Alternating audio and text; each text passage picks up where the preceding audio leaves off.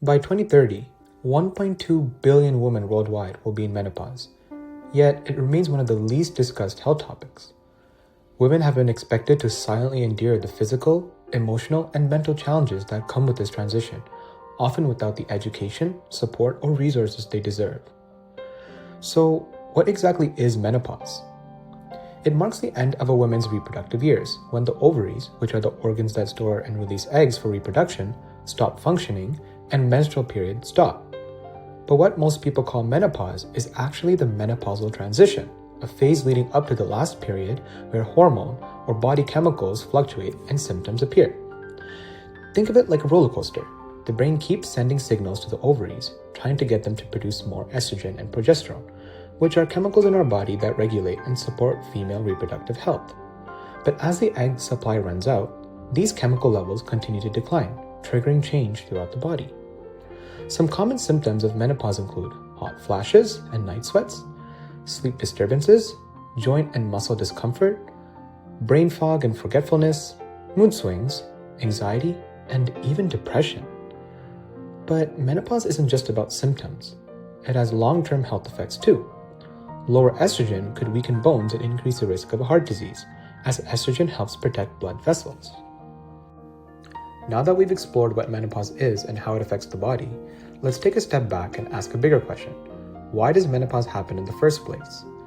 To help us answer the origins of menopause, we spoke with Dr. Jonathan Stone, an associate professor at McMaster University, director of the Origins Institute, and associate chair of undergraduate studies. Dr. Stone's research explores the evolutionary theories behind menopause using computational modeling to recreate the environments of our early human ancestors. Through these models, he investigates how social and environmental factors have shaped menopause as a unique biological trait in humans.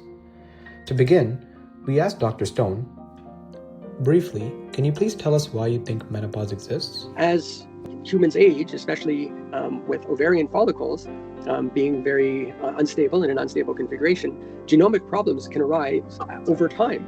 Yep. And so maybe menopause is in quotations, a way of protecting against those aberrations at older ages. And I put it in quotations because we don't think of it as it just suddenly arose. It's over time, women who didn't reproduce at older ages had a greater reproductive success because the children that they did have, they could lavish a lot of attention on. And the females that reproduced to later ages would have experienced problems with the chromosomal status of their offspring.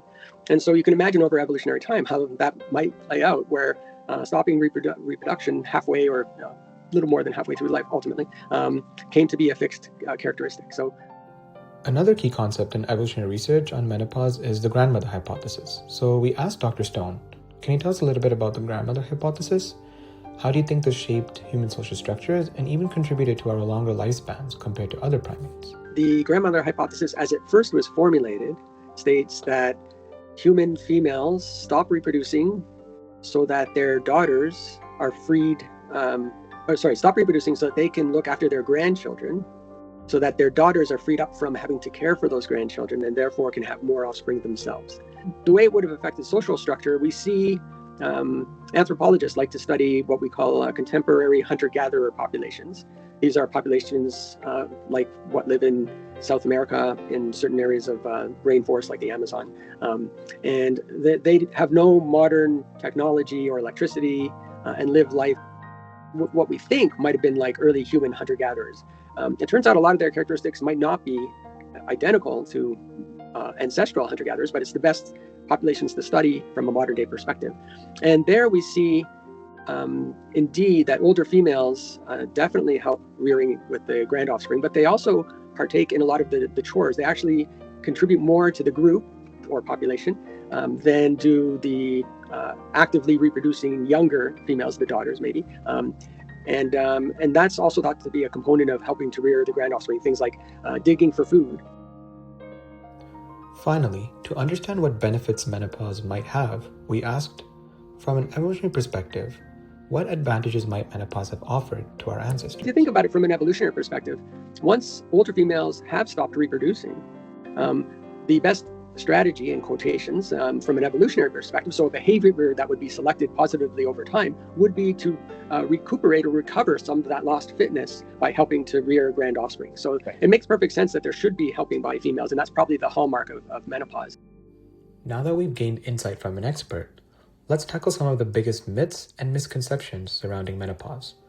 Despite being a natural stage of life, menopause is often misunderstood, leading to unnecessary fear and confusion. So let's set the record straight on 3 common myths. Number 1, menopause never starts before the age of 50. Not true. While the average age of menopause is 51, some women experience it in their 30s or 40s. Menopause can happen naturally as hormone levels change with age, but it can also occur earlier due to surgery, medical conditions, or treatments like chemotherapy. Number 2, hormone therapy is dangerous. Not entirely true.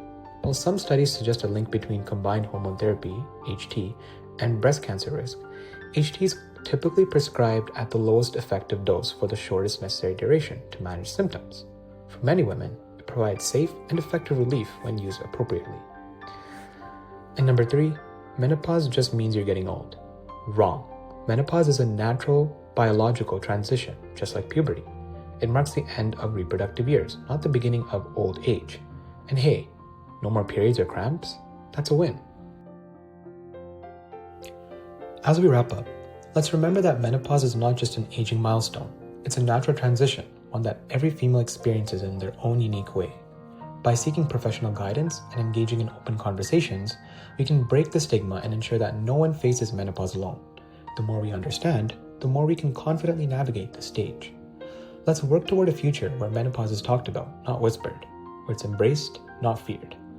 We encourage you to take this conversation forward, educate yourself, support a loved one, and help reshape the narrative. Because when we normalize the conversation, we empower, not isolate. Thank you for watching. If you want to learn more about medicine, please like this video and subscribe to our channel for more content.